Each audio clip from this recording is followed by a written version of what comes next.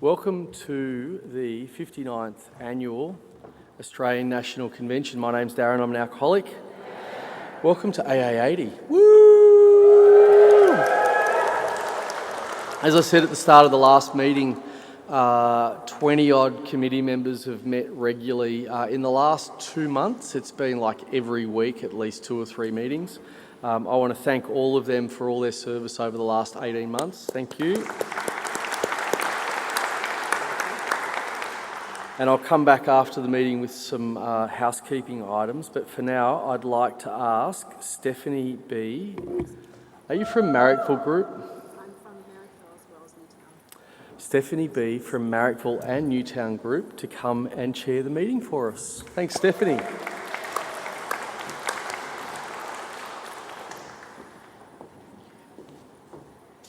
Hi everyone, my name is Stephanie and I'm an alcoholic. The AA Preamble. Alcoholics Anonymous is a fellowship of people who share their experience, strength, and hope with each other that they may solve their common problem and help others to recover from alcoholism. The only requirement for membership is a desire to stop drinking. There are no dues or fees for AA membership. We are self-supporting through our own contributions.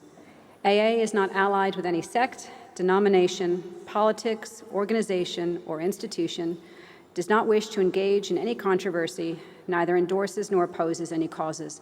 Our primary purpose is to stay sober and help other alcoholics to achieve sobriety. We have selected 3 speakers who will share for 25 minutes on each step. We will begin with Michael P. from Rosanna Steps in Victoria to share on step 4, please.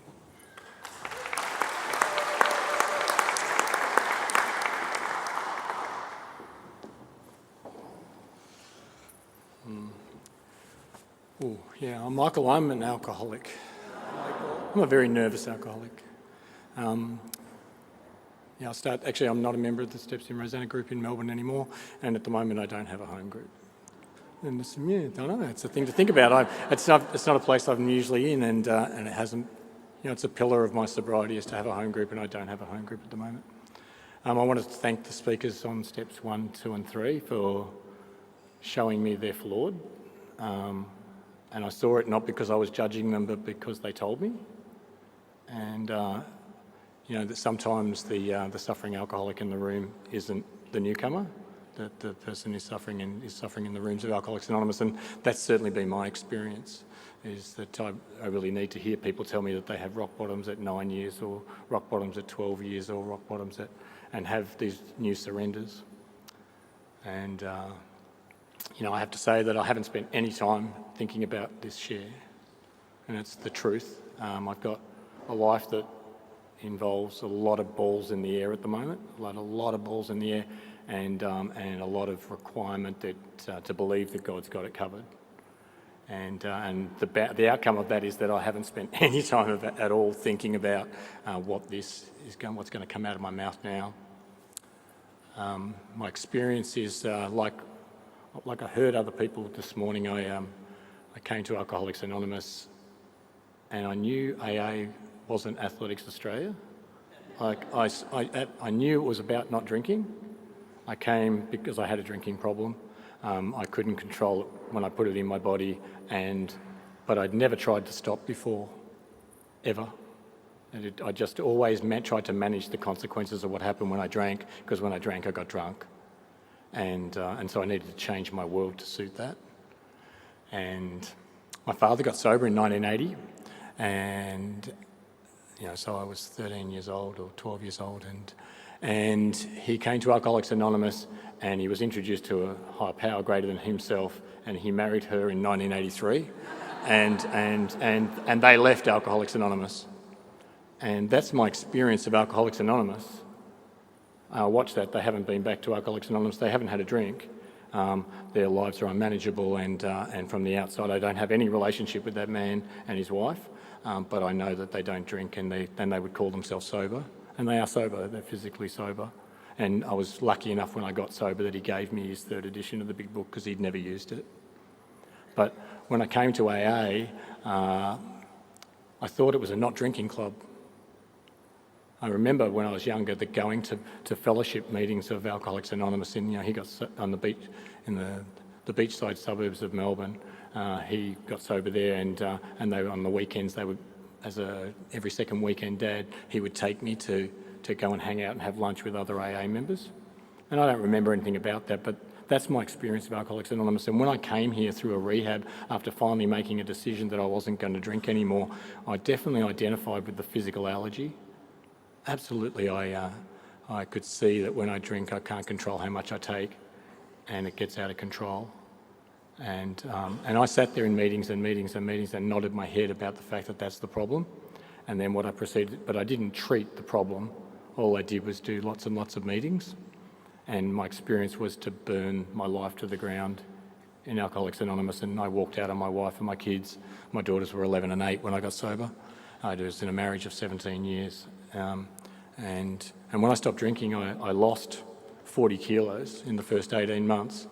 I spent $15,000 on shoes. And, because it's a shoe-shaped hole. And I got relief in a lot of ways, but I walked out on my wife and kids at a year sober, and I moved house, and AA really was just another geographical for me. It was another chance to start again and join this not drinking club.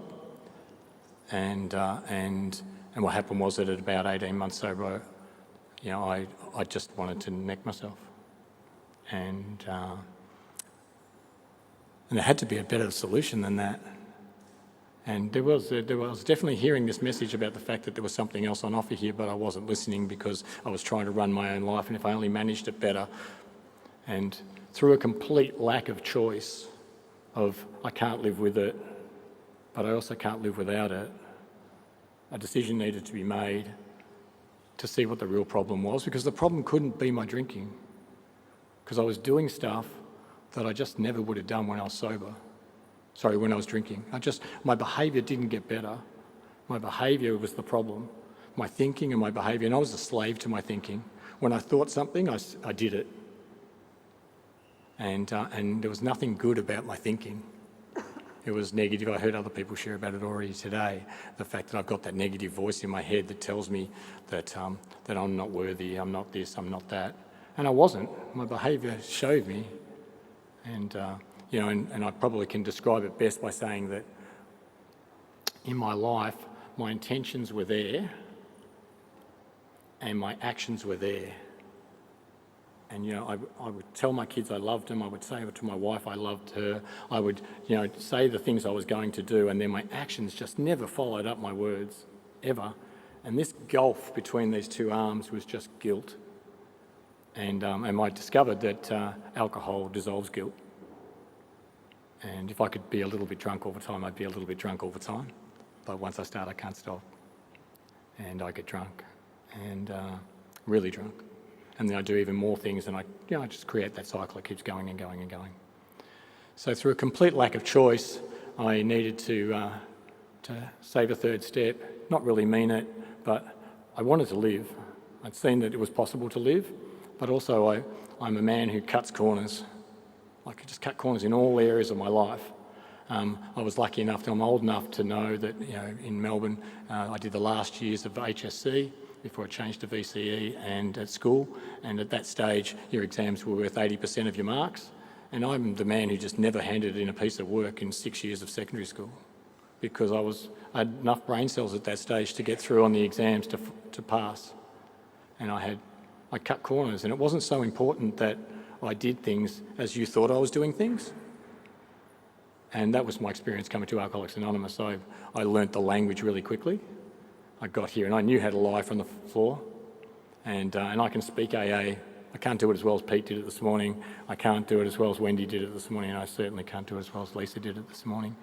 To speak Alcoholics Anonymous and use the book and do it. But I certainly learnt how to get by with lies in Alcoholics Anonymous and feel horrible inside and not have any medication to take to get rid of the guilt that my dishonesty continues, when my dishonesty continues. And so I needed to have a look at the stuff. And when it was suggested that I take an inventory, I didn't know what that looked like. And I don't like to do things that I don't know what it looks like. I need to know the results before I start anything.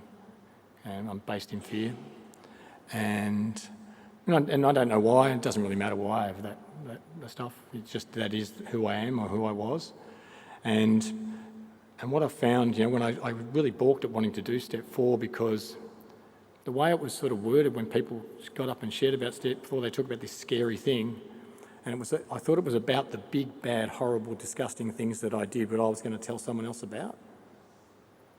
And I'd done some of those. Absolutely, that I'd done some horrible things. And what I found was that they weren't the killer things.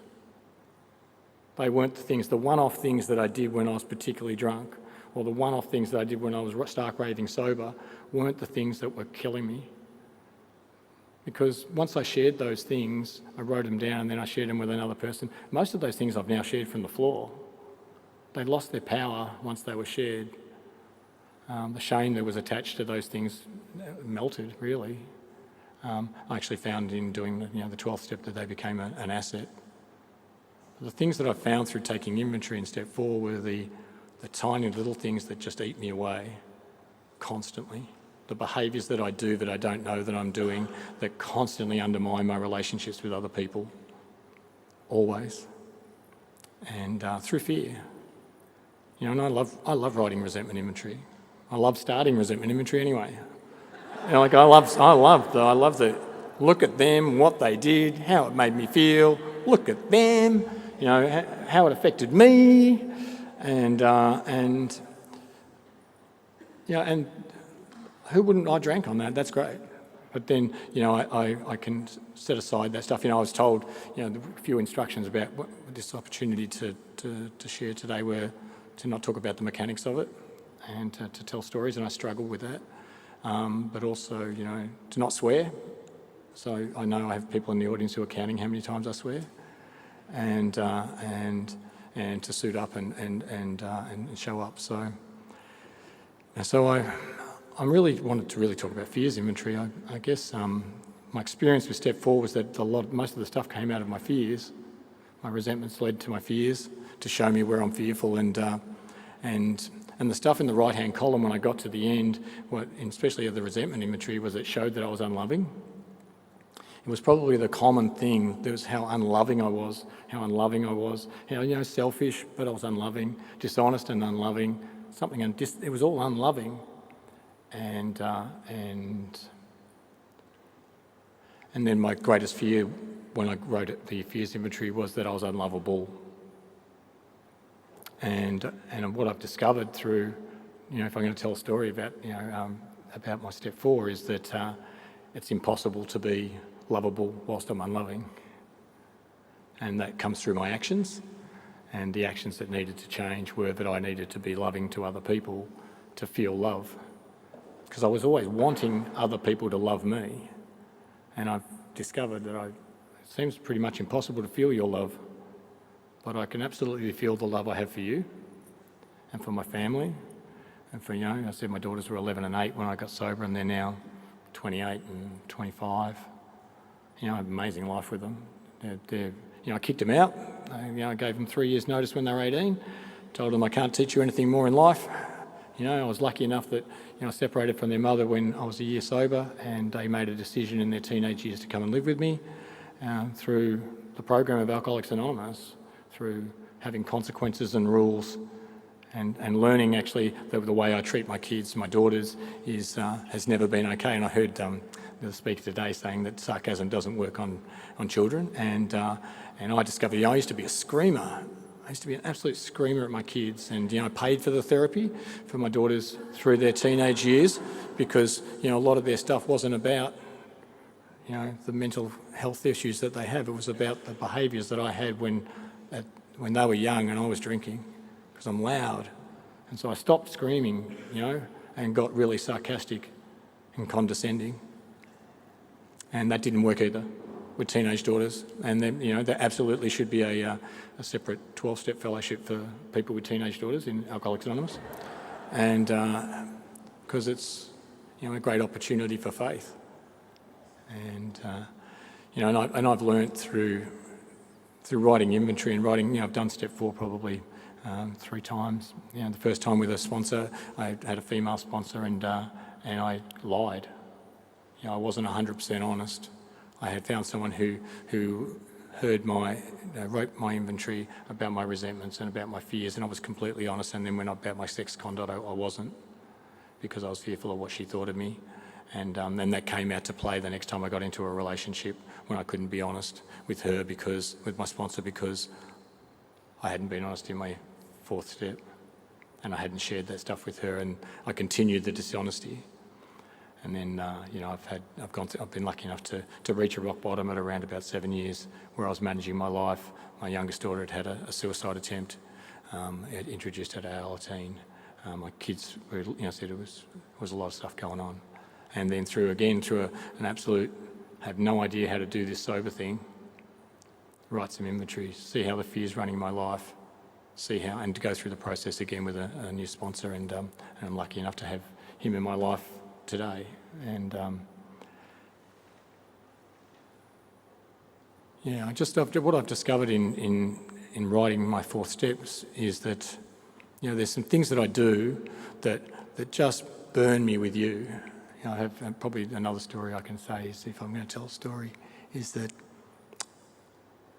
I've been asking God to remove my need to be a smartass, and because my experience is, if I stand in a room of you people and say there's 100 people here, I'm willing to burn 10% of you to get 90% of you on side.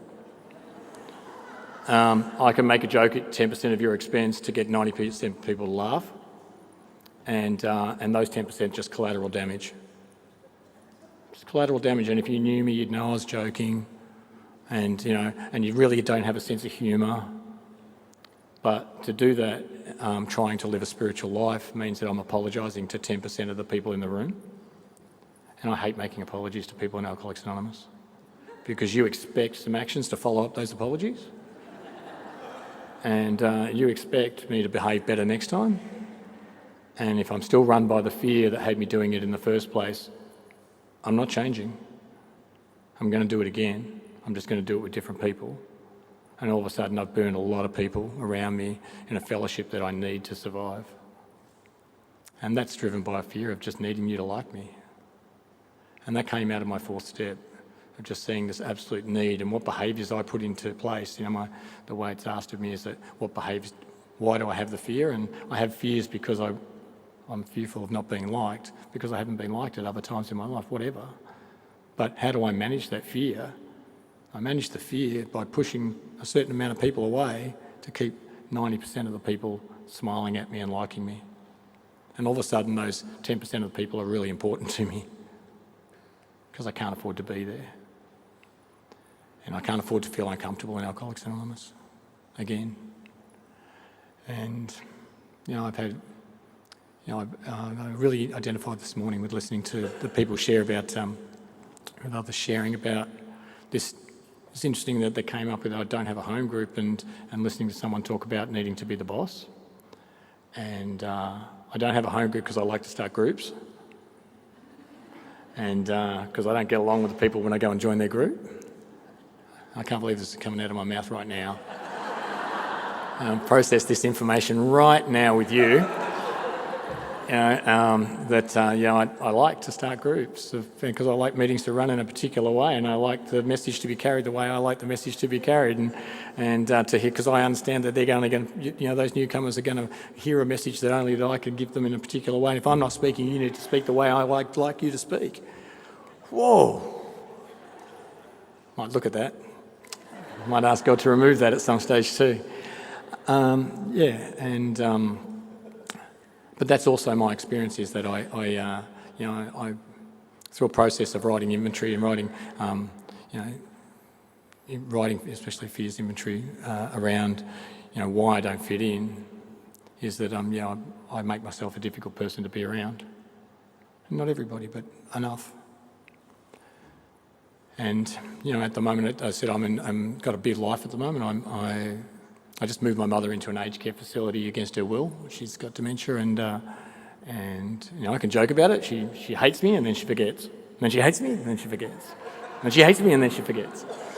And but I've had so much fear around what that's going to look like. And about 3 years ago, I made a decision that I would go and move in with her, because the great Michael would fix dementia. And I lasted 2 days. But through a process of finding out how I'd treated her previously, and by writing a fourth step and having a resentment against my mother and seeing how unloving I'd been and speaking amends to her back in 2011, 2012, my great fear was that she was going to ask me to be her son. I call her Gail. I've always called her Gail. I've never called her Mum. Ever in my life, my sister calls her Gail. There's a reason we call her Gail. And my great fear was that she was going to ask me to be her son. And at the moment, I'm living the amends that I spoke to her 12 years ago, 13 years ago, and by stepping up and being her son. And that sort of happened over the last 3 years. And I'm in the process of trying to sell her house. And I have a great fear around this stuff. Because I have no understanding of finances, and I just think, why me? Why am I having to be the son? And again, it's only through inventory of looking at the role because I make commitments to people, and then I don't want to follow through with them. And the fact that I made that commitment 13 years ago, why should I have to do it now? Really? I've changed. She's changed. We should be good. And I've needed to consistently just consistently write about it, put it on paper. The words come out of my head, through my hand, onto some paper, and somewhere between there and there, God gets in. And what it looks like inside my head is never what it looks like on the paper. And then stuff comes out, and I go, aha. And my life in Alcoholics Anonymous is just a series of aha moments. And the only way that God gets in, because I heard again this morning that, God's voice sounds so much like my voice when it's inside there. And my experience is that God speaks through others. And I need to be asking for help and doing the program to have God in my life. I've taken on 5 minutes. I don't know if I can do it. So, but I'm also the man who never listens to, pays attention to those cards. So I'm stepping up in an area of my life, and I know that what's going to happen is through that, having written about my mother in my fourth step, of looking at the fear of this fear of being a son, this fear of having to step up and be a son because I don't know how to do it, and then putting the actions in that require me to do it anyway. And then what's happened is that in the last 3 years, my mother's changed, and I don't know why or how. She isn't the woman that I hate as a mother, who was treated me so poorly when I was younger. She's this little old lady who's frail, who has no idea where she is, who's sitting in fear and shaking and talking to herself and smoking herself to death. Doesn't remember that she smokes a cigarette for every 7 minutes of the day she's awake, because she forgets, and another one, and another one. And what's happened is that my whole attitude towards her has changed. And it's only that I can see that because I have written about the attitude I had to her initially. It's happened really slowly, and I can see that what's going to happen is that I'm going to call her Mum before she dies. Oh, I nearly swore. I did not come here for that. I came here because it was a not drinking club, and I was going to hang out with you people and not drink, and we were going to be miserable. We could have been happy, I don't care. I understood that the problem was my drinking. If I hang out with these people who don't drink, we should be good. And then it wasn't. And then what's happened really slowly over time is that the people around me have changed, and I have an interaction with them in a way that I've never been capable of doing before. When my mother's partner died, I remember thinking, God, that's inconvenient. And it was the best thinking I had, because I'm selfish, self-centred. But I showed up, and I was there at the funeral, and I supported my mother, and the actions didn't follow my thinking. And so by looking at my thinking in step 4 and my thinking through fears and resentment inventory, I've just got to see that actually now I'm not a slave to the way I think. I do actions that I don't think are going to happen. They're going to have any positive effect.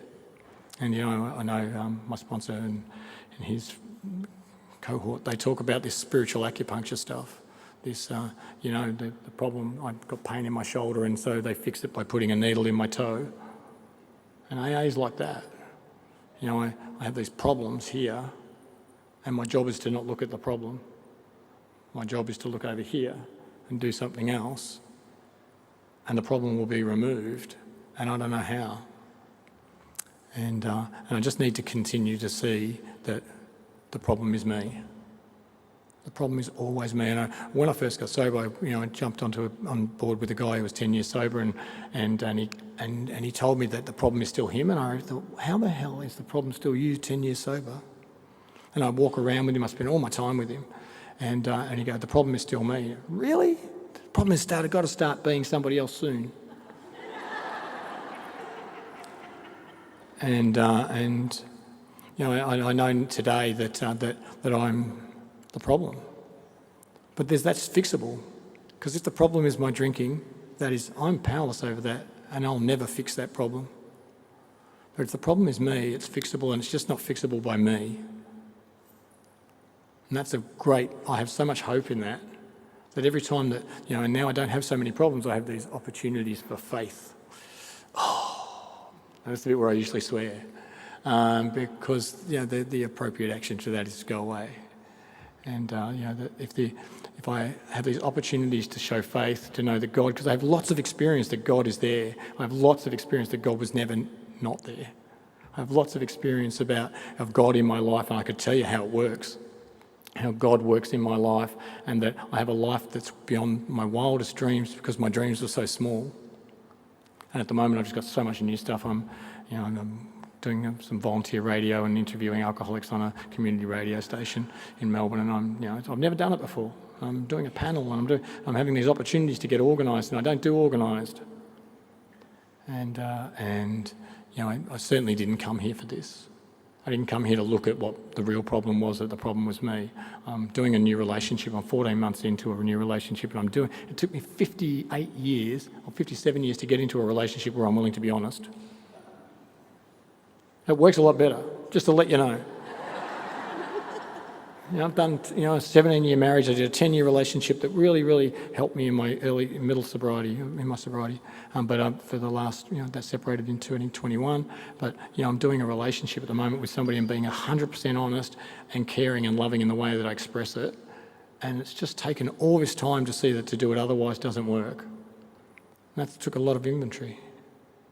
So I'll probably finish on that. I'm really grateful. I'm passionate. I love Alcoholics Anonymous. I love being sober. I love doing sober. I love showing up and hanging out with people who, I'm not a big fan of hanging out with alkies who go to meetings and don't drink. I'll be quite frank with it. A lot of those people who make a decision they're not going to drink and do nothing else, they're angry and they're frustrated and they're difficult to be around. But I'm really happy to hang out with people who've made a decision that they want to live their life differently. Whatever that looks like. Whatever their higher power looks like. And I want to be here with you while you do it, because I love listening to you tell me how you do it. So thanks for letting me share.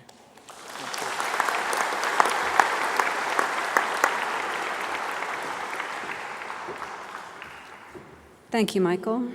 Can we now please welcome Terry G. from the Shivering Denizens Group in Queensland to share on Step 5.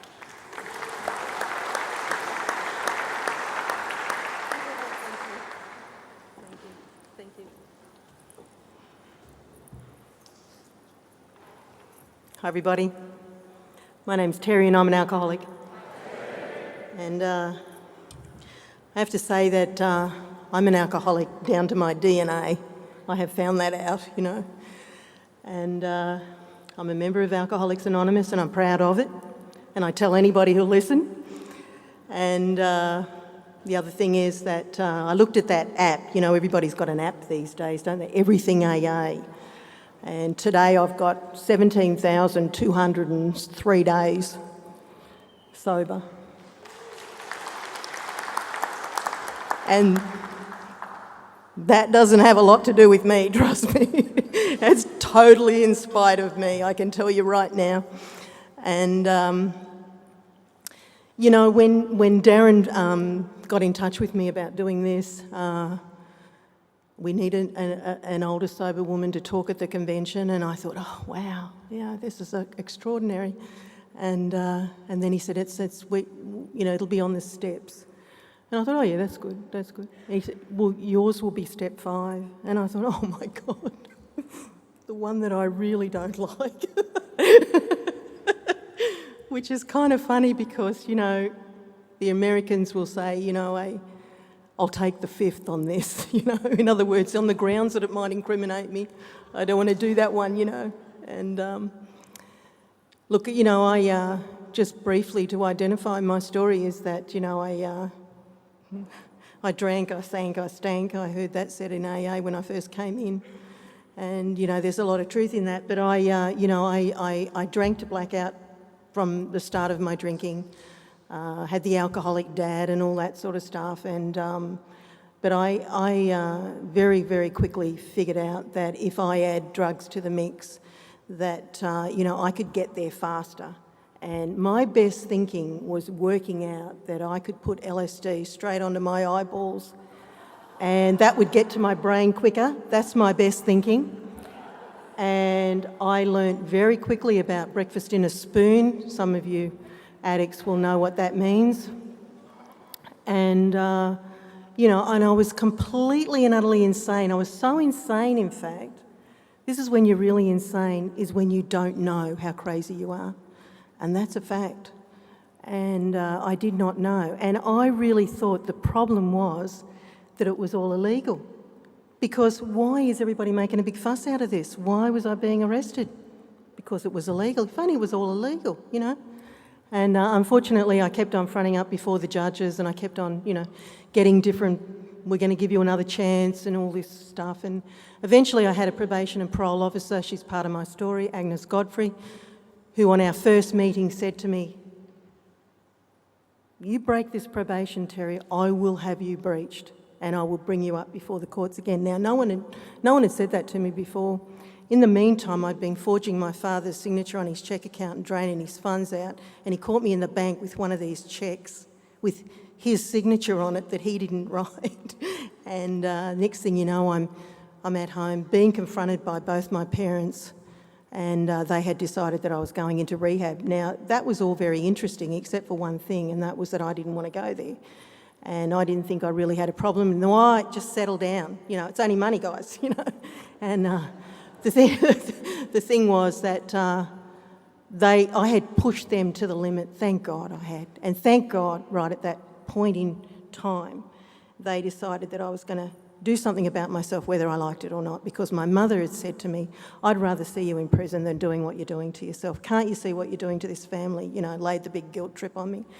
And next thing you know, they were telling me at this particular family meeting that you know, they had no problem with having me arrested for these checks, which meant that I would go to jail automatically. That's what the judge had said to me. If I see your face in front of me again, you are going to prison, young lady, you know. And I thought, wow, he's getting a bit serious. And so anyway, so long story short, I rang the number. A guy who answered the phone, who was at the on the admin at the rehab program, answered the phone. Turned out it was an old drug dealer of mine, Joe. I said, is that you, Joe? and he said, yeah. And I said, well, what are you doing there? And he said, oh, it's a pretty good place, Terry, come on over. Now, I thought that was meant there was a party there, there's lots of drugs, lots of fun, lots of drink. You know, it's a pretty good place, Terry.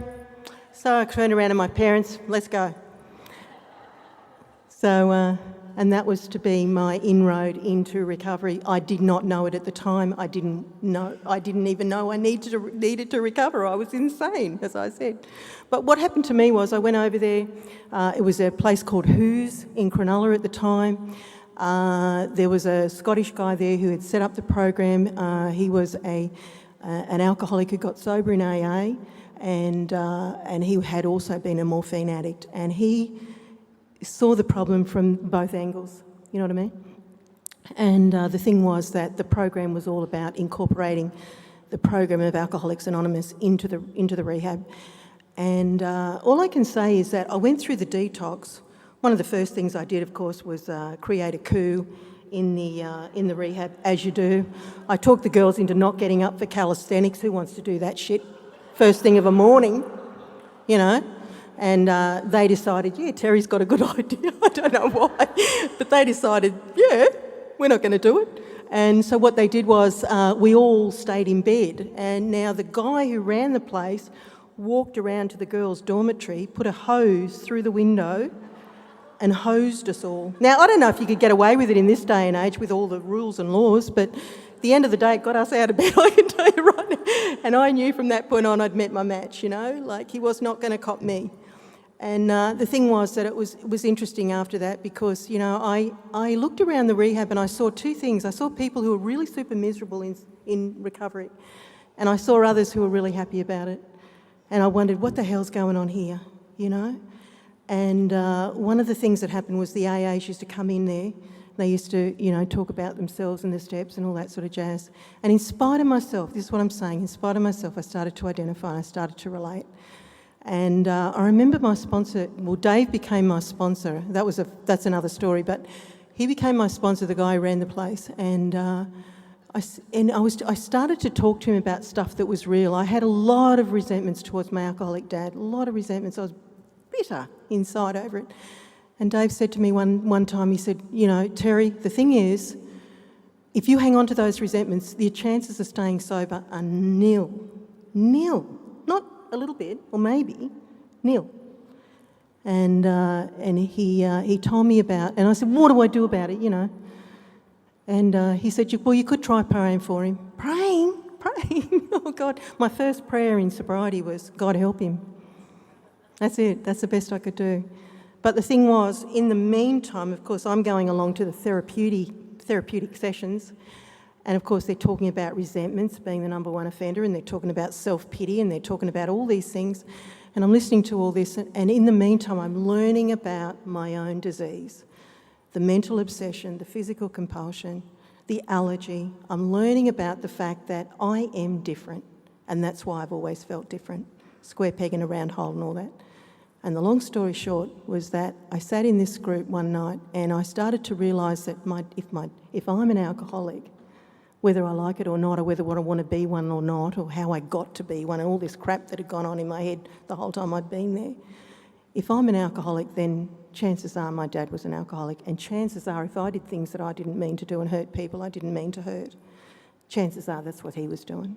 And for some reason or other, in that moment, I started to feel a little bit of compassion towards my alcoholic dad. And that was the start of my recovery, I believe. And then an interesting thing happened. One of the things that had happened to me during my years of being in active alcoholism and drug addiction was that I had disassociated myself, some of it through trauma, but some of it just through lifestyle, I can tell you. It's a crazy lifestyle. I mean, you know, you don't get bloody thrown out of cars, you know, when the car's still going. You don't get thrown out of cars and just think, well, that was an interesting day. You know, you don't get sold in a drug deal.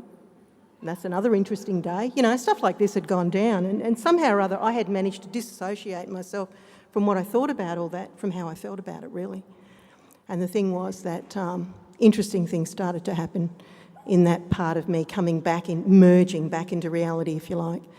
And what happened was that, you know, I had been given a job to work in the garden of the administration building of the rehab.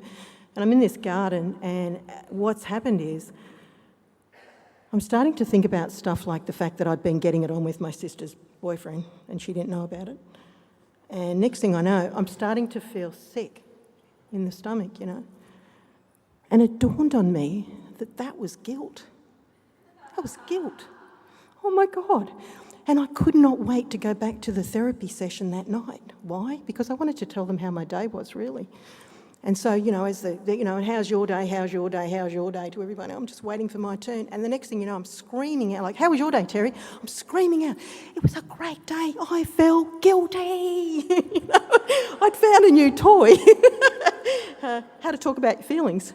And I guess that was I'm here to talk about the fifth step, but that was kind of my brush with reality, you know what I mean, with the real stuff that was going on.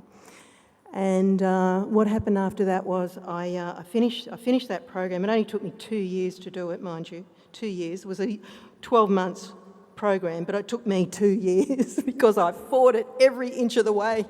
And the thing was that I ended up, I got pregnant on my first day leave, as a girl like me does.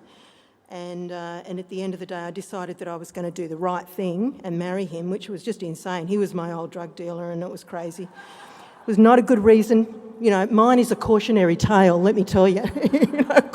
Cautionary tale. And so I married this guy because I had his son, and the thing was, it was an insane relationship, absolutely insane, beyond codependence. It was just crazy. And you know, he'd come in, he pretended that he was getting sober because I told him that he should, and that didn't work. But anyway, what happened was I went crazy within that marriage. Thank God, I'd never picked up. I was trying to look after this little boy. I was trying to be a mother. I had no clue what that was all about, that's for sure.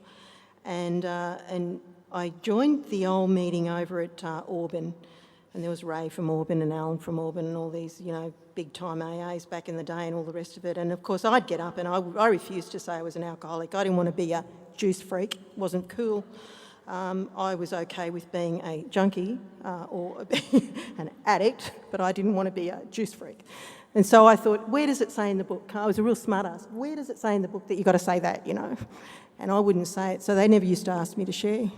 And and this went on and on and on. I mean, they were very clever to get me, you know, like toeing the line sort of thing, because that's all it was. Like, it was still a big game to me, you know. But I still wasn't drinking and I still wasn't taking drugs. And the thing was, in spite of myself, as I keep saying, you know, I stayed sober. And the thing was that eventually my marriage just started to just cave in. And the thing was, I went along to the meeting one night and there was a little guy there called Bertie.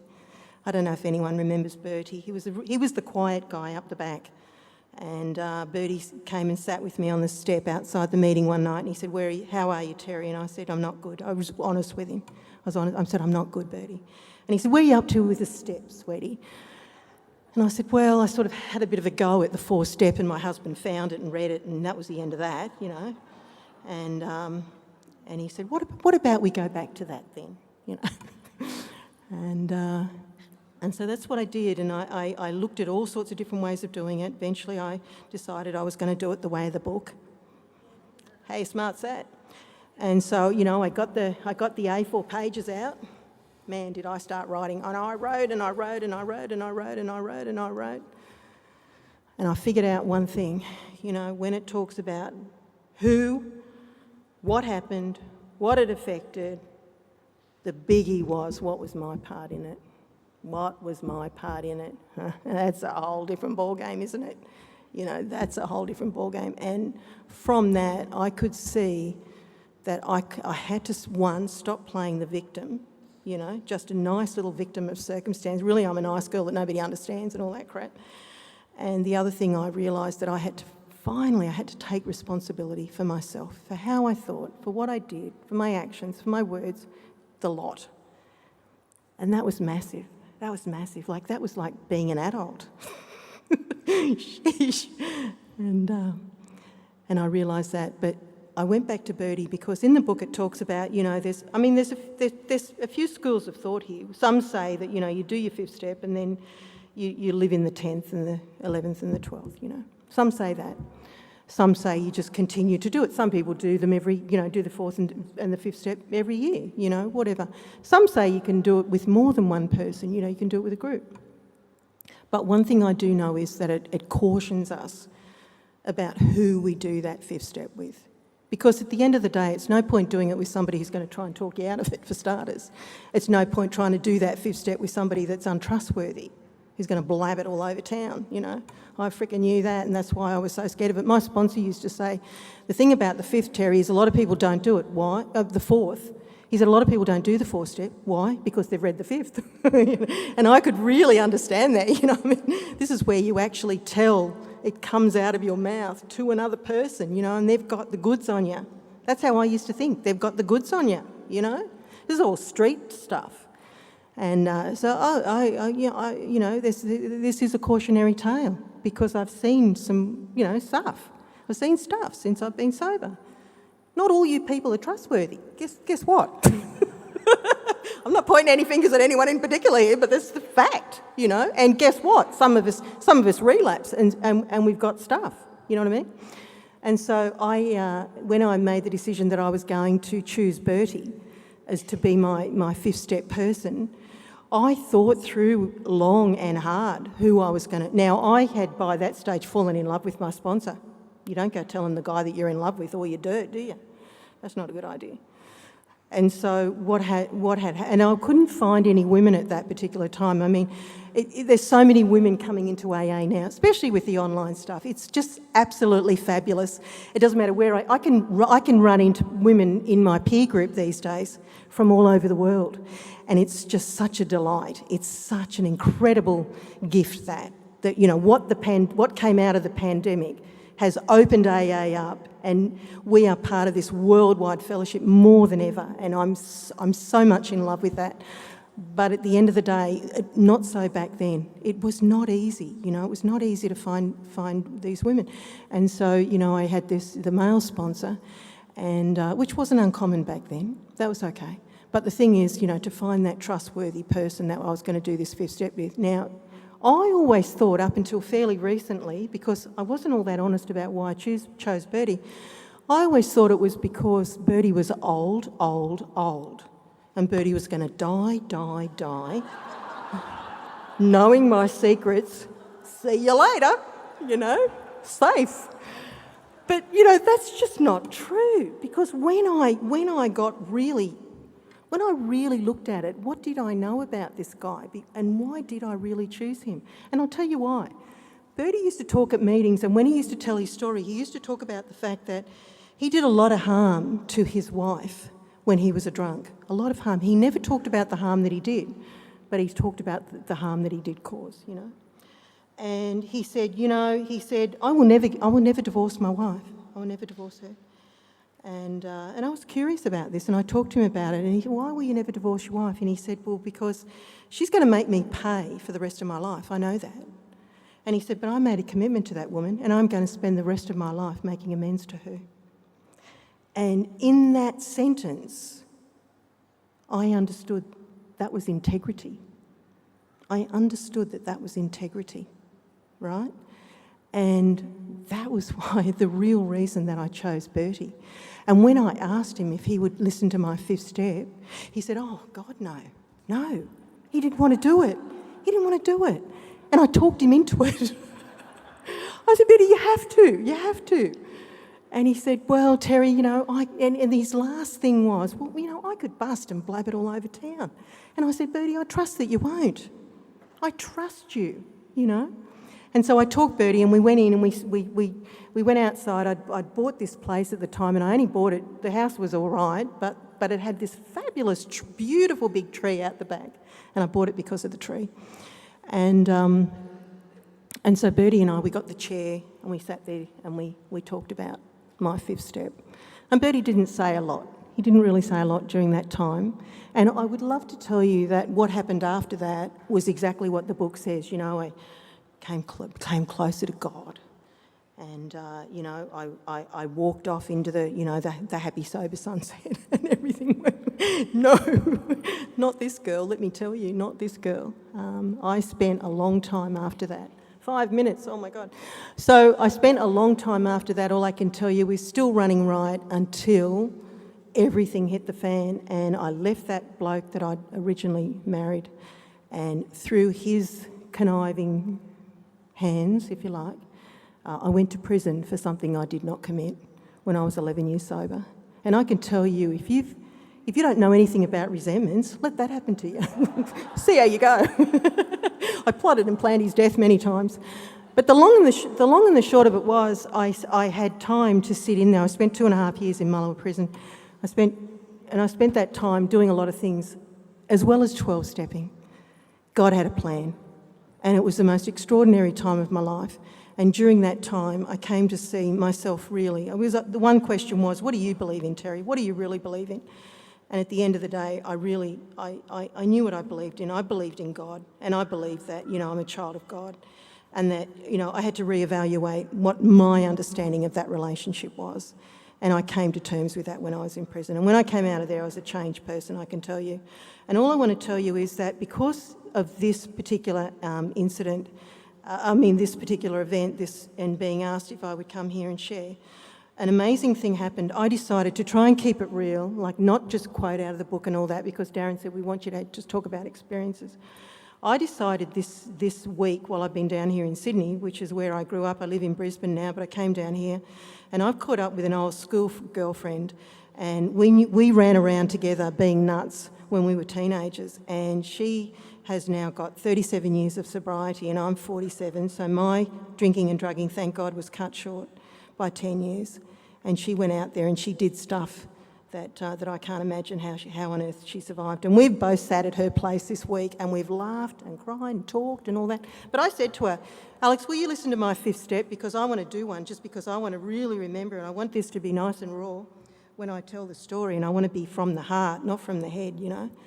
And so I did my 5th step with Alex, and we sat there and we had 3 chairs, mine, hers, chair for God.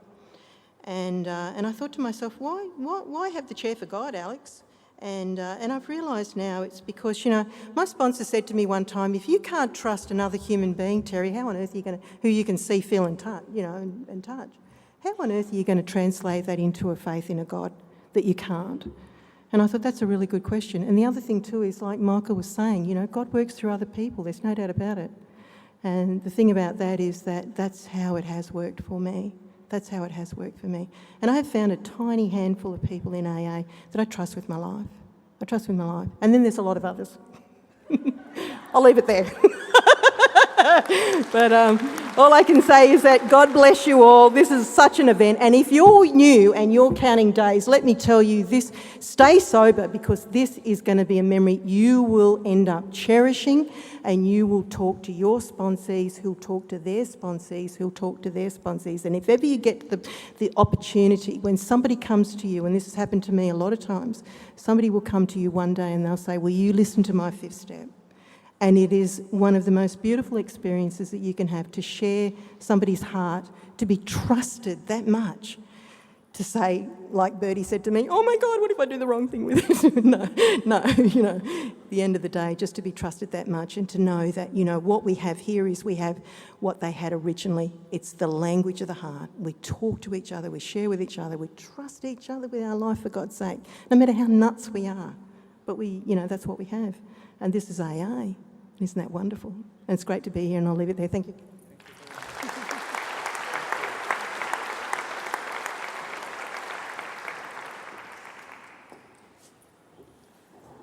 Thank you, Terry G. Can we now please welcome our final speaker, Tony H. from Balmain, to share on steps 6 and 7.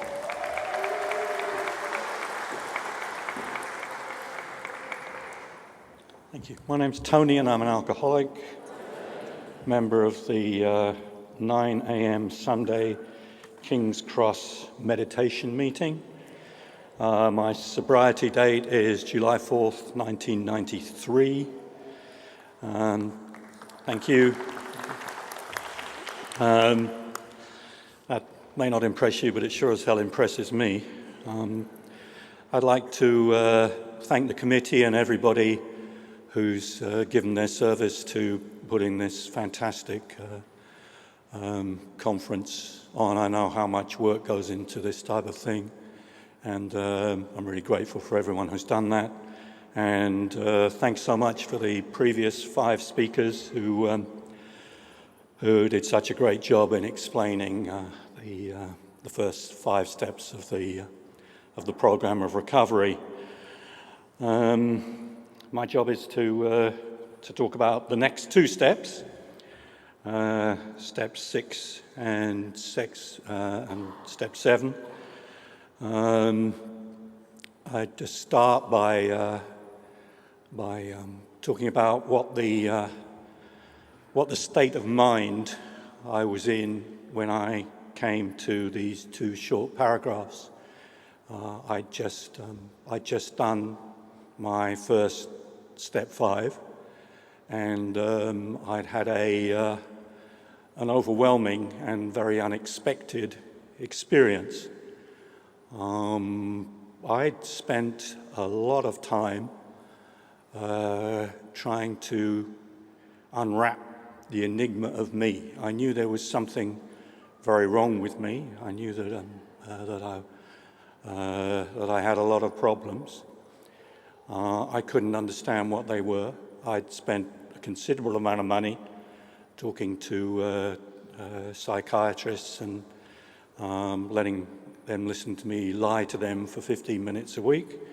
And I had the fairly firm conviction that if I could just understand what was going on in me, if I could just understand why I behaved the way I did, why I was the way I was, why I had the problems in relationships I had, that in that insight and understanding would come change and recovery.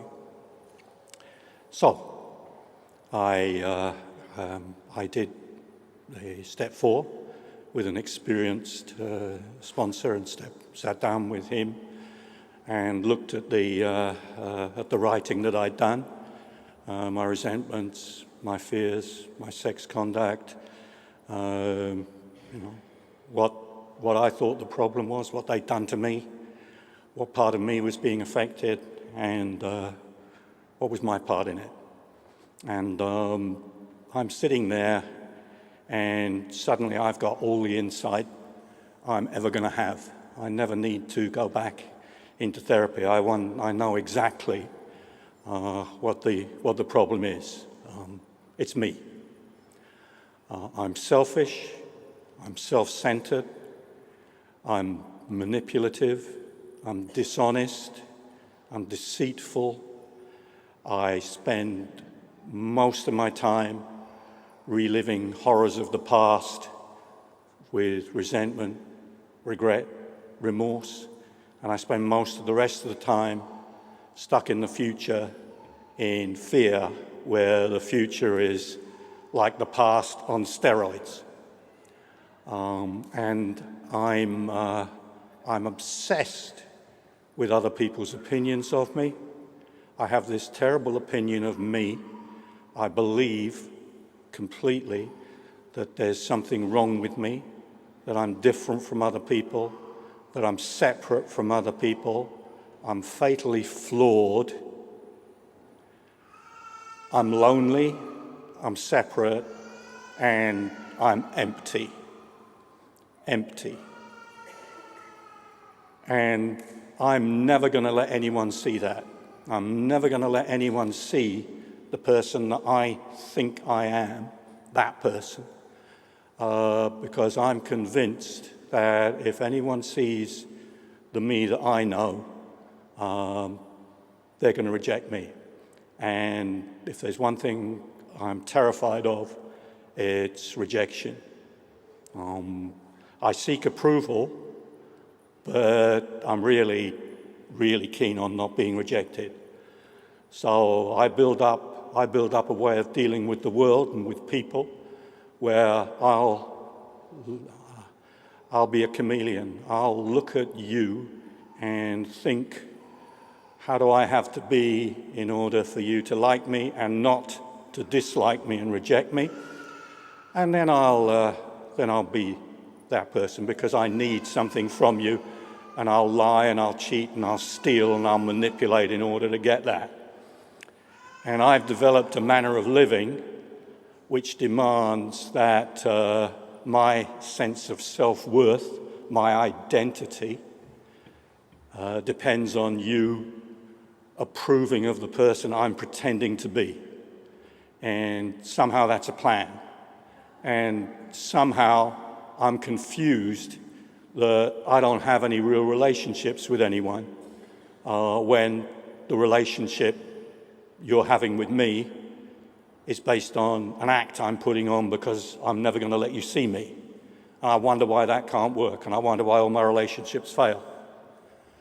I spend my life trying to get things from people, and I spend my life convinced that if only I can get something, that I'm missing something, that I need more money, I need more property, I need more prestige, I need more relationships, more. I have to get and get and get, and none of it ever works. So I sit there looking at this, and it's an extraordinary experience, and it's not a good experience. You know, I'm not keen on this. I don't want to be this. I don't understand this. I don't understand how I've got here. But there's no change in this. There's no change. I thought I was going to change as soon as I saw this, but it didn't. I didn't change. And what I understand is that when I did this, what I got was the diagnosis of the problem. The diagnosis of the problem. The reason for the pain, the reason for the sickness.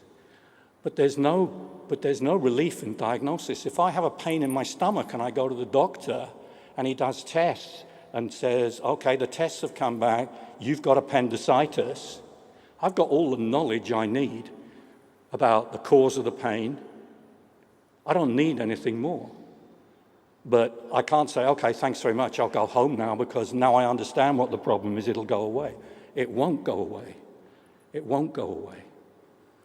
So I look at step 6 and says I'm entirely ready to have God remove my defects of character.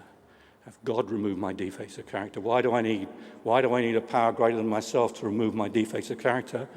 Well, go back to the appendix. I've got 3 choices when that diagnosis comes down. I can either ignore it and say, okay, now I know that I've got appendicitis, but I'm just going to put up with the pain and I'm going to go home.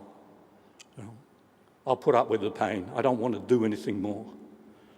I know it'll probably kill me, but I just don't want to do anything more. Second choice I've got is to take it out myself. Use my power of will to remove my appendix. I'm told that doesn't work. You get halfway through and you're amazed because you're dead. So what's the third choice? The third choice is I look to a power greater than myself to do what I cannot do for myself. I look for a surgeon who's going to remove my appendix. Self-will won't remove my appendix. Self-will won't remove my defects of character. Self-will won't stop me drinking. I'm not drinking by the time I've got here. I don't even want to drink by the time I've got here. How's that happened? I didn't suddenly make a decision, I don't want to drink anymore. I've made that decision hundreds of times and it didn't work out. Something intervened. Something took away from me a seemingly hopeless state of mind and body. Hopeless state of body in that case with the drinking. Now I'm looking at a seemingly hopeless state of mind. My character defects, they're just as powerful as my obsession for alcohol. I'm powerless over my infantile, greedy ego. I can make a decision I'm never going to be angry again. I can make a decision I'm never going to steal again. I can make a decision I'm never going to be dishonest. I can make lots of decisions about my behavior, but the moment my mind gets in the grip of emotion, fear and greed, then I will behave in a way that causes harm to myself and other people, and then I will regret it when I calm down. But in that moment, I'm incapable of controlling my actions. And I have to see that, because until I see that, I'm not going to ask God to remove it. I'm going to think that I can control it myself, and I can't. I have empirical evidence that I cannot. If I could, I wouldn't be full of regret and remorse. So, is this distasteful to me? Yes. Can I do this myself? No. Am I prepared to ask God to remove my defects of character?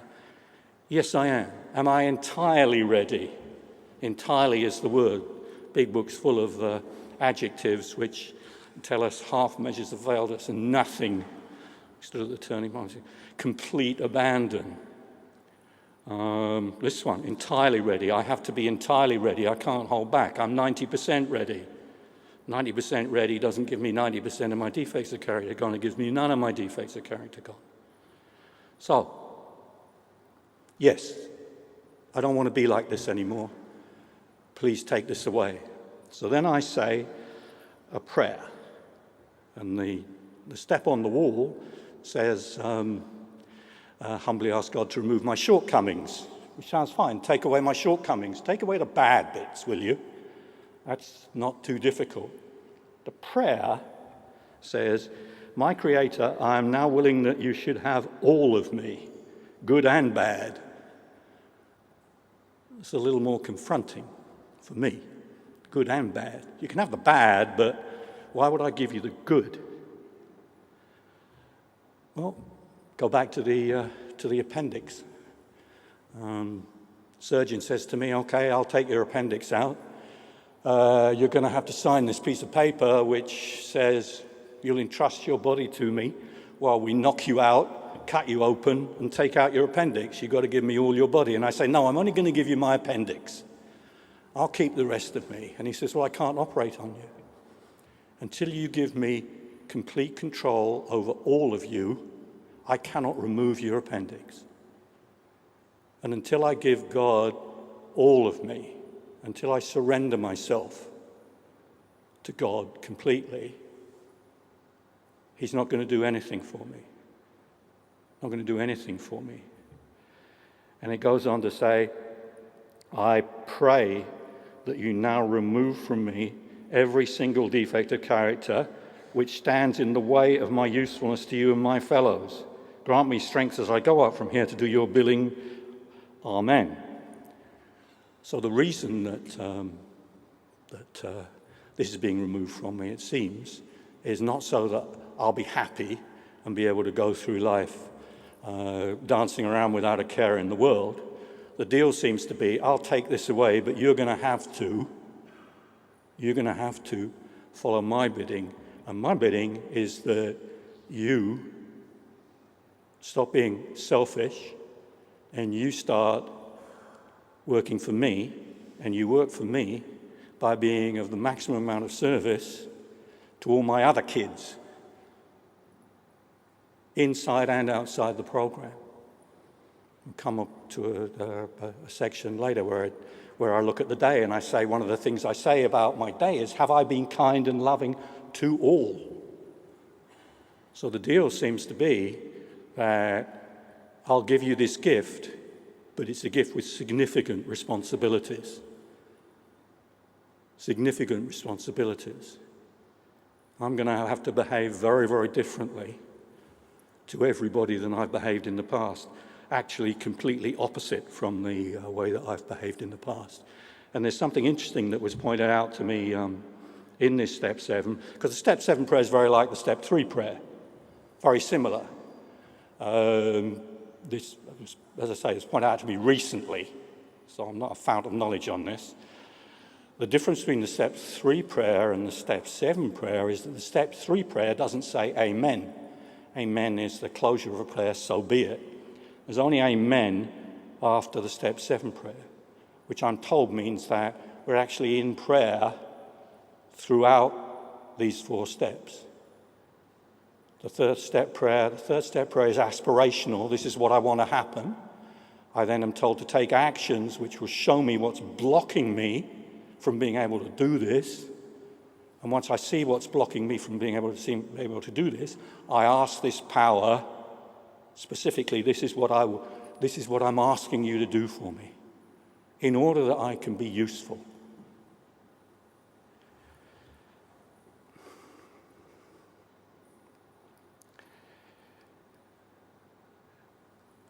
And so I do this prayer, and the question I have to my sponsor when I read it is, how the hell am I going to do this? And virtually everyone I've ever worked with says to me at the end of this, how the hell am I going to do this? It's like, I'm just going to jump off this wall, I've got no idea what's underneath, and I'm just going to trust that there's a mattress at the bottom. I don't understand how to do this. And what I was told is, yes, you're right, it's very confusing, isn't it? Wouldn't it be great if there was sort of a manual of instructions? A book, if you like. It would have to be a big book, but that gave you specific instructions, actions to take, to actually put this prayer into practice. And because it's interesting that the next line, the line after Step 3 says, vigorous course of action. You know, this is a good thing to do, but it'll have no effect unless you start to take action. And the line after this, it says, now we need more action, without which we find that faith without works is dead. So how do I put this into action? How do I actually turn my will and my life over to the care of God? Well, steps 8 through 12 have specific instructions, I'm told, that, that if I follow them consistently every day, will result in me having a spiritual awakening. Because everything I described to you about me was the classic symptoms of a spiritual illness. The deep feeling of emptiness, the deep feeling of separation from you, from everything, from God, is the illness. I remember one of the popes said that the definition of hell is complete and utter feeling of the absence of God. And I was in hell when I came in here. I didn't understand that it was a spiritual illness. I thought it was just I didn't have enough stuff. You know, you told me the day before I came in I was going to win $20 million on the lottery. I would have thought I wouldn't have gone to my first AA meeting. I wouldn't have had to. I would also have been dead for a long time. Serious. I would have been dead for a long time. I have no doubt about that. But in that moment, the idea that no human power could relieve my alcoholism was not on my mind. I believed there was a lot of human power, a lot of things outside me, material things, that could make me happy. And none of them did. None of them would. The only way I can find the great gift of this program, peace of mind, is through having a relationship with God. I need to have a relationship with a higher power. And I need to constantly being looking to develop that relationship. I believe there's only one thing in the book which says what we've really got to do. And that says God and would if he was sought. I believe, this is my opinion for what it's worth. Take it for what it's worth. My opinion is that seeking God is what this whole deal is about. All these instructions, all these actions are simply to show me how to seek God, seek a power greater than myself that can do for me what I cannot do for myself, to make me useful, to make me happy, joyous, and free, in order that I can be useful.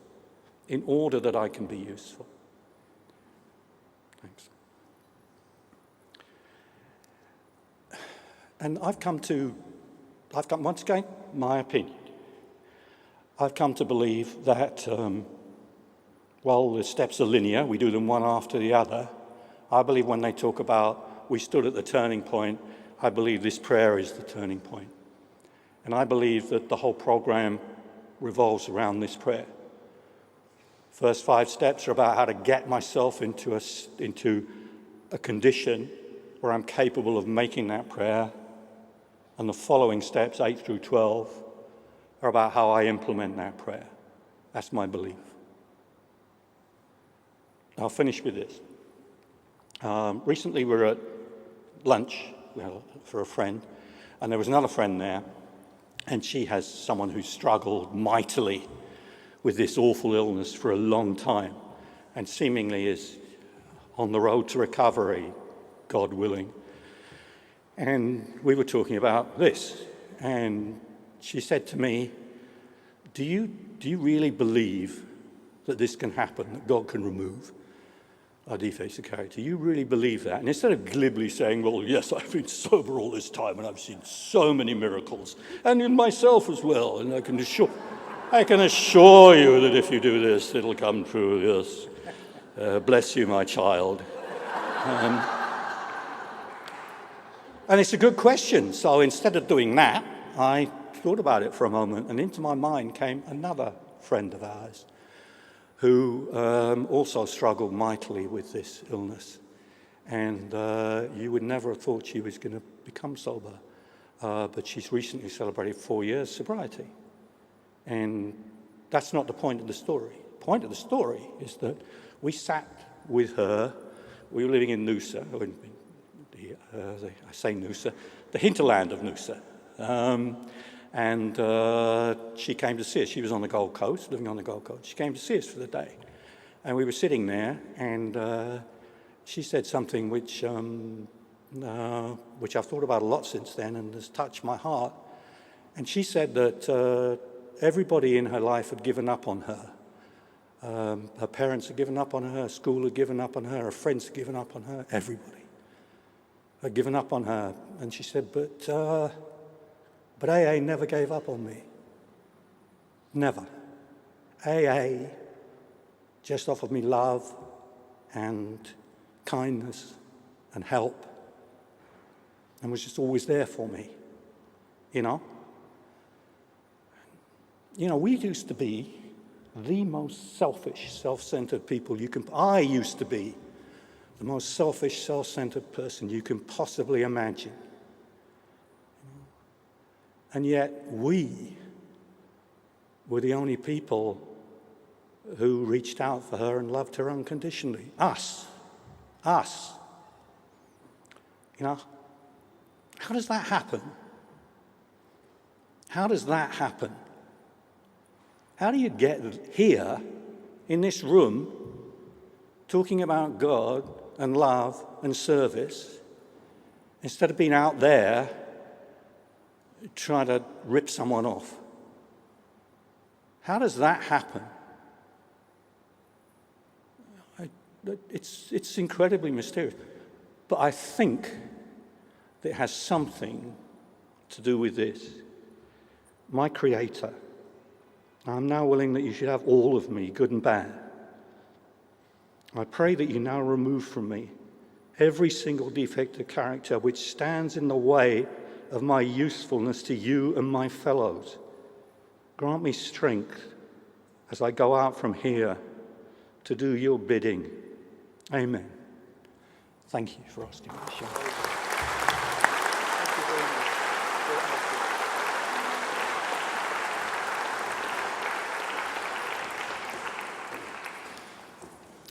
Thank you, Tony H.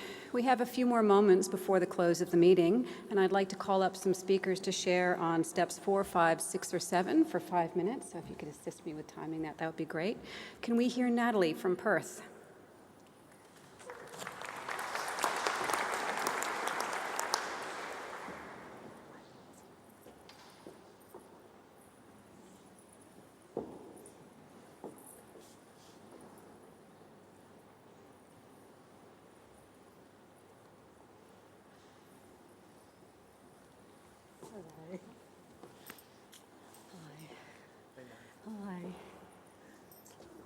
Hi, Natalie, alcoholic. That was unexpected to be called up. I was sitting there peacefully just loving your shares. Thank you so much.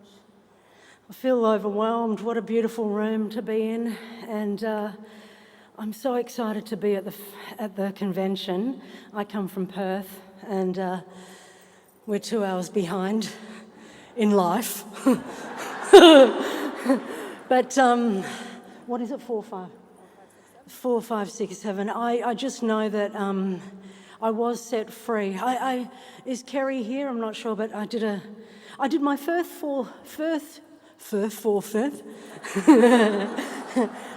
first fourth step in Los Angeles where I got sober, right? And I picked this woman to be my sponsor because she had a Mercedes. And she had a diamond ring and a good-looking husband, right? So I thought, I want what she has. And we sat in this coffee shop in LA, and I got sober in 97, and she had a pager, and all she was doing was checking her bloody pager and waving to everyone, hi. And I sat there like thinking this is bloody pointless, got away with murder, right? It wasn't a thorough fourth step. And for the next 5 years, I was running ragged. I hadn't admitted my defects of character, and I ran amok for 5 years. I did a thorough fourth step with my sponsor at the time, Kerry, in Perth. where she was a little bit more humble, and it was thorough. And what happened was I shared everything, shared all my secrets, my dirty secrets with her. And then I cried, and I got my bag, and I said, thanks for having me. And I got my bag, and I was walking out the door with my bag, and she said, is there anything else? Is there anything else? And I went, actually, yes, there is. There's this one secret that I swore I wouldn't tell anyone because I was so ashamed of it. I was so ashamed of what I'd done. And I turned around with my bag and I just said, I did this. And she said, well, gotta go. And she said, I love you and God loves you. And I don't know, but I haven't felt ashamed of that behaviour ever since, and I make amends for that behaviour everywhere I go. It's really good to have it on my conscience, because when I go somewhere and there's a way I can make an amends, I do it. I'm not sharing it with you, not sharing what it is, but I know what it is, and it's on my conscience, and I'm able to be really loving in this area of my life. And I'm really grateful that she just asked me, is there anything else? And I've got a friend in my home group who calls it the showstopper. Have you got a showstopper to share with me? And I did. And so anyway, it's just really great to be here. And I just do want to do a little plug, if you don't mind. There's the history meeting tomorrow at 10. It's a play about the history and the heartfelt way this fellowship was built in Australia. So if you're around, please come and see it. It's here, and I'll be playing an old white woman from the from the 40s, Represent! Anyway, thanks.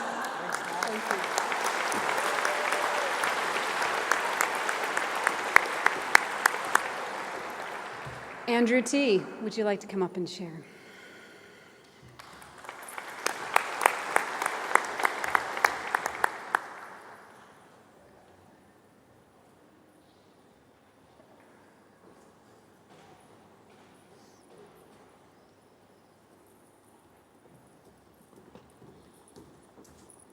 Thanks, Steph.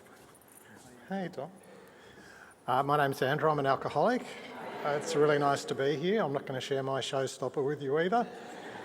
But what a great convention it is already. I'm so excited to be here. It is so nice to be an alcoholic amongst alcoholics. And where else do you get to hear this kind of stuff? Like, I just have been sitting here just going, that's right, that's who I am. And that's my story too. And what a relief to find a place where people understand what it's like. And for me, that's what step 4 and 5 really did for me. My first few years of sobriety, I did some lists and some things like that, and some sharing so what I thought were my biggest secrets with someone, and really nothing much changed. And it wasn't until I followed the instructions, as was said previously, with that column inventory in the big book.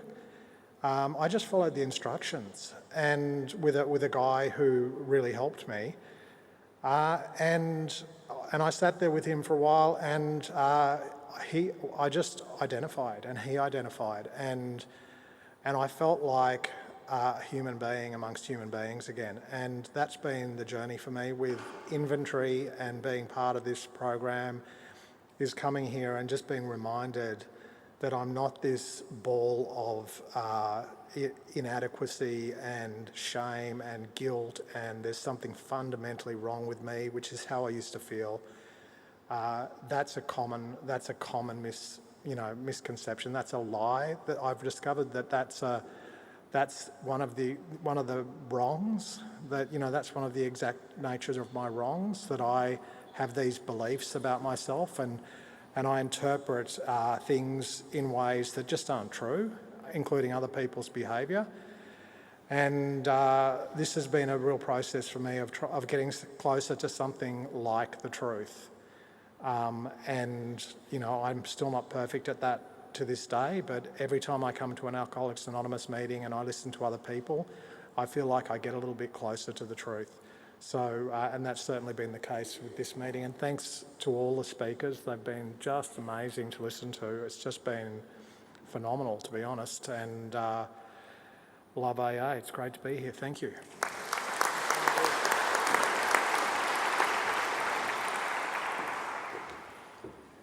I'd like to again thank our speakers, Michael P. with Step 4, Terry G. with Step 5, and Tony H. with Step 6 and 7.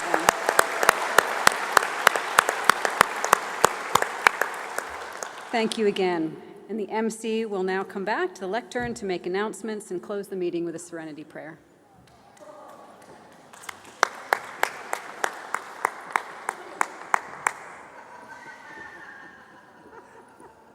Welcome. I'm part of the Backstreet Boys. I'm representing the 2000s. Who got sober in the noughties? Anyone? Woo!